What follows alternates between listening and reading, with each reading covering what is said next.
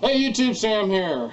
Well, we're working on the 01 Ford Escape, and that is why you don't see it behind me right now and why I'm filming from here, because I keep calling it a Ford Explorer, so I'm redoing the beginning here. It's an 01 Ford Escape. But anyway, what we're going to be doing is diagnosing whether or not I have a battery problem or an alternator problem.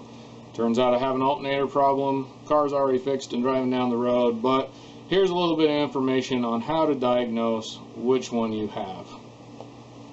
First thing I did was charge up the battery overnight, and I just took the charger off, so it's probably going to be high voltage, which I'm just using, you know, a voltage meter. You can go get the free one that you can get at Harbor Freight. Will do the same thing. So that you don't have to have expensive tools to do this. This is just kind of a see where you start and see where the alternator is charging it to. So right here, according to this one, we're at 13.18 volts, 19 volts.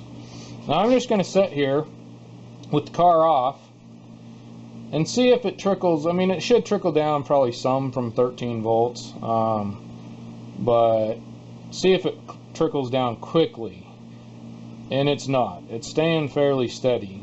So that would probably tell me that we don't have a drain coming from anything like if you left your radio on for some reason, or your key on, or something is causing a short in the wire somewhere which is draining the battery. We don't seem to be having that. If you had that, you would be seeing this steadily go down with the car off. That's the first thing. Make sure the car is not running. But you would see that the voltage would be steadily just dropping. And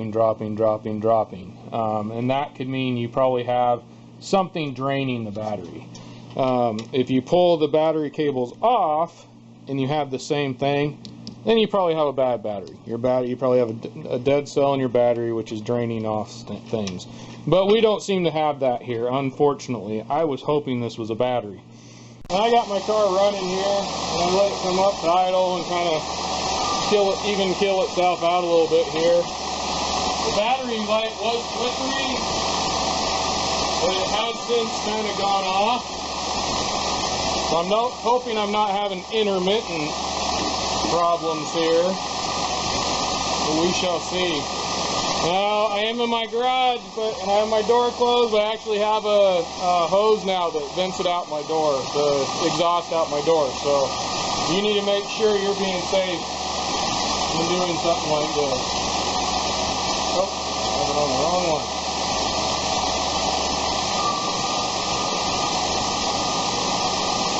Alright, this says 14.45 now. So unfortunately, I either have an intermittent problem with my alternator, or I have a bad battery. So here's the problem. I can't tell right now what the problem is. I might have to go and get the battery checked. I don't have a battery tester here. You can go to any auto parts store and get a battery tested to see if it'll hold a charge, or if it could be that the battery's holding a charge, but under load the battery is draining down. It doesn't have enough juice to keep it going, and it's not allowing the alternator to do its job. Well, I know you can't see anything right this second, but when I hit the gas and get about 3,000 RPM, see that little red dot down there? That is my battery light flashing on and off. There it is again, right there. When I get a little above 3,000 RPM, it goes on pretty steady. So quite honestly, I do not know what that problem is. So it's either that the alternator gets to a certain point and it says that's it, I can't spit out any more juice to help things run, or the battery is getting to that point and it draws it down for some reason and doesn't want to allow whatever things are. I know batteries can adversely affect newer cars. If they're low, a lot of the computer stuff won't work correctly. So all we can do is keep diagnosing. And this is why I call this car the turd. because it's a frustrating turd of a car. So now, test it. I'm at 12.94, so it's definitely starting to go down. But the last time I started it and tested it, it was charging. It was like around the 14 volt thing. But when I'd hit the gas, the battery light would flicker like I just showed you. So I had my wife come out here so she could hit the gas and make it go to where the battery light was flickering, just so I could test the battery. And the alternator's not charging anymore. So I either have an alternator that is sporadically working and going bad, which is what I'm hoping it is now, or I have wiring issues somewhere back in there, and then I have to deal with wiring. And that now my battery light looks to be constant now, which it is.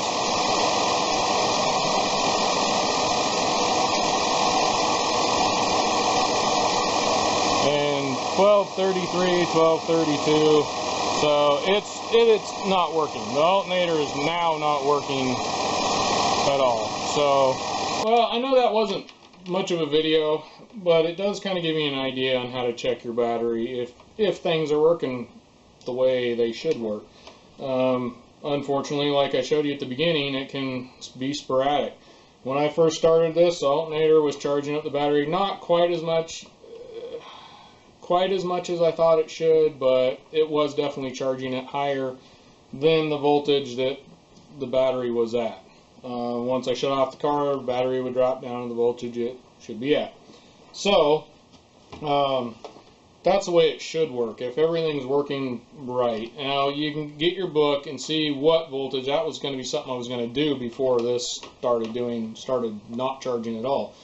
Grab your book and it'll say your battery should charge, or your alternator should be charging your battery while the car is running between 13.7 and 15 or 14.8. Right? I don't know what the numbers are, but they're somewhere around there.